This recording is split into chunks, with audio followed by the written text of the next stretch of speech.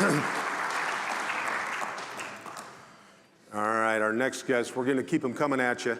If you're a frequent attendee here at Mesa Morning Live, you'll recognize this next gentleman. He's the managing editor of the East Valley Tribune. How about a big round of applause for Mr. Brett Fera? Brett. Good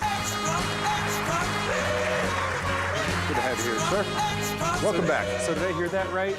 Next month's Mesa Morning Live is from the men's room at the Marriott, right? Is that where we're filming this? We're going to pipe it into set up shop. Yeah, we're going to broadcast from there, and then we'll pipe it into the ladies' room. We like to think of ourselves as givers.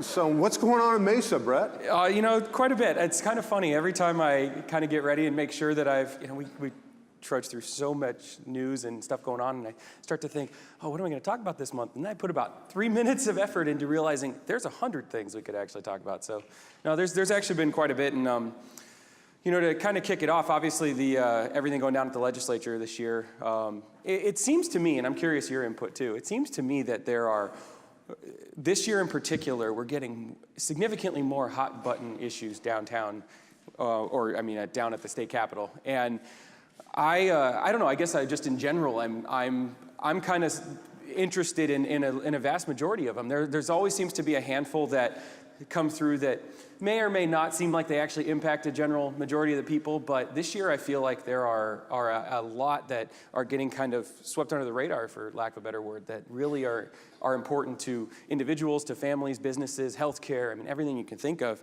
We had a couple that Governor Brewer's already signed, a couple bills she's already signed into law, signed a bill to get rid of the Ames testing, to basically embrace the Common Core standards for education. That's a hugely hot button topic that's been discussed over the last handful of months. And then they just this week signed a bill to basically open the floodgates for campaign finance, meaning the caps that were there are significantly higher now. So that's going to completely change how our election system works here in this state. And then lastly, the other one that's big, and I want to mention this in front of this audience in particular, were the changes to the way that unemployment claims can be made. And it's a pretty interesting thing for business owners, especially small business owners, that have had to deal with potentially fraudulent unemployment claims by people that are claiming they were fired and going for unemployment, when in reality they either abandoned the job, didn't show up, quit, things like that. And so the proposals, and what now is been pushed into law, are basically protecting the businesses to some degree. And there's some back and forth whether or not people believe in that and agree with it, but it's a very important issue to local business specifically. And quite possibly the most important part, and like I said in front of this audience, is it actually shows the power of the chambers of commerce. And speaking with Sally Harrison, the president and CEO of the Mesa Chamber, and Kathy Tilke, who's with the Gilbert Chamber of Commerce, I've had plenty of conversations with them about it, and their efforts to get behind this on behalf of their constituents and their business owners that are part of their groups has been a huge part of getting this taken care of. And so I think for businesses, they're going to see a little bit of relief in the next cycle as things come through because of situations like this, especially after all the changes and everything that have gone on with healthcare and stuff. I got to believe business owners are going to kind of be receptive to one of these that might be on their side for a change. So it's kind of funny that there would be people that would be opposed to making sure there's no fraudulent unemployment claims. Well, it's the other side to it is interesting, and it is something to that I'm sympathetic to, and that's, does it make it harder for people who truly do deserve the unemployment benefits? But at the same time, the balance has to be in place, and it was out of balance. That's what the arguments have been, and that's what's been presented. So it's definitely something that should help.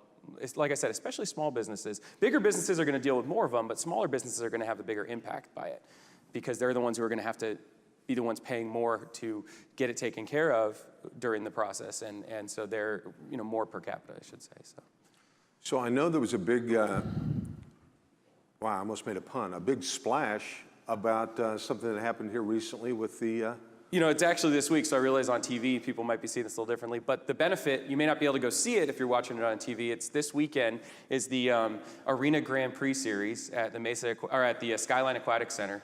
And what's so interesting, I mean, literally, if anybody in here who watches the Olympics, which vastly everybody does just about to some degree, swimming is arguably, other than track, kind of the 1A and 1B of the most popular events. And half the U.S. Olympic swim team is here in Mesa this weekend. Ryan Lochte, Missy Franklin, Brie Larson's another one. She's from Mesa, a Mountain View High School graduate who won an Olympic gold medal in London. She's here as well.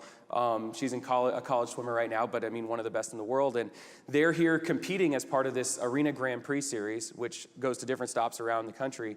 And Mesa was basically won a bid last year. Went toe-to-toe with Phoenix for the bid to host this event. And it's being broadcast on one of the NBC Universal cable networks all weekend. And pretty big coup. I mean, it's not a massive economic impact, a few $100,000, which is great, but they're going to be here every year for 4 years. And so to showcase, I always talk about spring training. I've said it a few times here and stuff, but to have another kind of athletic event that can take on that sort of prominence. And I started in sports in this business, so I can attest that as much as it's entertainment and fun, it's a big part of people's lives. So to have something like this in our backyard is a very cool thing. And so for those here today, it's through this weekend, and for those who are watching at home, you're not going to miss out. They're going to be here next year, the year after, and then in 2016.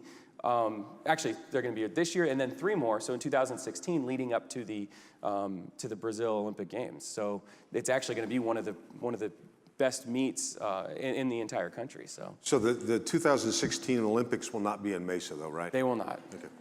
2020, we're not sure yet. But. If they were, I was going to try and make the team, but I can't go to Brazil. So you're not allowed in? I'm not allowed in until that whole thing blows over. Carnival got out of control. Wow, this is what a great, what a sad day for the Valley. It is. We talked last month, Eddie Basha, everybody who lives in the state knows the name, at least to some degree, the Basha's name and the family. And last month I was here and we mentioned, Ross Farnsworth, who one of the pioneering developers of Mesa. And Eddie Basha, tied to some other cities in the East Valley, but very pro-East Valley and part of the East Valley Partnership. And, somebody whose name and whose dedication to this region has been massive. And it kind of got me thinking, seeing the stories on Ross Farnsworth and now Eddie Basha and his passing this past week, about other local business entities. And that's what's so neat about having Gary here with Surf and Ski and how long he's been in Mesa. And pictured here, Wayne Pomeroy of Pomeroy's Missionary Store, which has been in Mesa for 60 years. And I've kind of got a new inspiration to start a little series on some of these businesses that have been around for 5 or 6 decades. And that was how it was with the Farnsworths and Bashas now, obviously, and Mr. Pomeroy and Gary. And I think it's going to be a really, I hope that everybody takes a look at it over the next month or two. It's something we hope to kick off pretty soon. And we did a cool story on Mr. Pomeroy on his 90th birthday. He still showed up to work that morning and climbed the stairs to his 2nd floor office and get some stuff done. And he's every day. And, it's kind of neat. These stories are so great because these people grew up with Mesa. And I believe last month I mentioned about Mr. Farnsworth that Mesa was something like, I'm going to have the number wrong, but like 1/100th of the size and population. And when Mr. Pomeroy was born here, it was 10 years earlier than that. So it was even smaller to see what it's become. And we're talking about all these other great things going on. So very, very cool stories. And it was great on a day here to see Gary here because it's another great one that's been here for a long time and such an important part of literally the fabric of Mesa in his case. So that's what's so great about when you see a local business that has survived all the ups and downs. It's great to support them and make sure they hang in there for 45 more years. Also, the big talk about the switch was flipped on the diving lady. We talk about all this. It's kind of interesting segue from what we just were mentioning, but the diving lady at the Starlight Motel, which is on Main Street, just east of downtown, a little bit further east of downtown, but it's iconic. I mean, it's ironic that I say that word because in the journalism business, that's kind of one of the words they're trying to get thrown away because it's being overused. Not in this case. It really is an iconic sight to see the neon lights of the diving lady jump off the springboard down the sign, and it's pretty neat to driving by. And we got to go out there for a preview before they flipped the switch again last week, and it was just a test thing. And the amount of people literally stopping their cars in the middle of Main Street as this thing got flipped on. I mean, probably should have had police out there to watch the roads to make sure people aren't going to crash. But it's that big of a deal. And two and a half years ago in a storm, it came crashing down, and it's taken about $130,000, all of donations, $1 donations, $10,000 donations to get it back up and running. And the cool thing too is back in November, voters passed a bond through the city for about 70 million, I think, that includes upgrades to facilities and parks, and also has a component to possibly help the city purchase the old Buckhorn Baths Motel, which has, iconic status again to use that, and out in East Mesa. And that place, the old hot mineral springs, where San Francisco Giants used to come and do training out here, so they would have this is decades ago, so they would use the hot mineral springs for rehab, and there's talk that Elvis has stayed there, and JFK, and all these things. So I mean, as much as we talk about the growth, it's neat with the last thing, talking about the old businesses and this, that we still have a little bit of that Americana here in Mesa too, for the character and everything, so. Very cool. Well, the one thing that's always for sure, next month you'll have something new to talk about, because things are always happening. Absolutely, especially here in this city, so. Well, Brett, thank you very much. We look forward to seeing you next week, and have a great day. Awesome. Thanks, Mark. Thanks, Brett. Mr. Brett.